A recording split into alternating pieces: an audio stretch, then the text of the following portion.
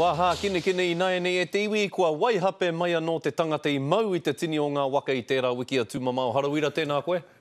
Kia ora, Scotty. No he tō raihana hauti waka te pauaka witi piki te ahua nei. Tamatoa kia Parramatta ki te papatākoro o Maunga Whau a tērā tau. Pai ana tērā whakatau ki a koe, me pūmau rānei te kapa tamatoa kia Mount Smart, waiho te papatākoro o Maunga Whau ki te whutupōro.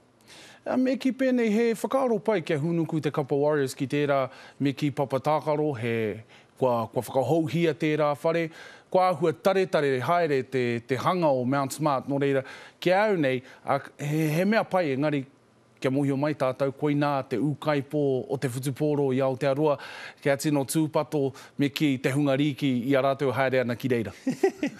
Te kapa o Pango toko ono, ngā whakarerekētanga ki te aroa kapa mo te whakamātautau kia wera a ene rangi whakatāne?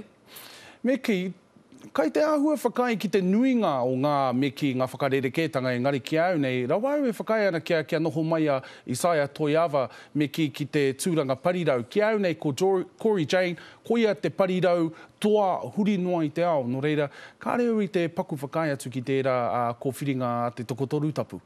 Tautoko. Ka reo I te paku mōheo nā te haratau I tīpaka wai I Isaiah Toiava. E hoa, kei te whakarapapoto haere te wā, kei te whakarongo te motu ki a koe, kei te mātaki ratau I a koe, heha te tatau wainganui te kapa o Pango me wera. He piki, meki, whārua kei wainganui ngā kapa e rua, ka hoki ngā mahara kia Pike River, me era tūmomo āhuatanga kei roto I te kapa o Pango, mā te rua te kau, mā te toru te kau rānei. Ka pai tūmamau, ana e te iwi, I rongo tuatahi koutou I tērā whakatau, I runga I te karare. Tēnā koe ahoa.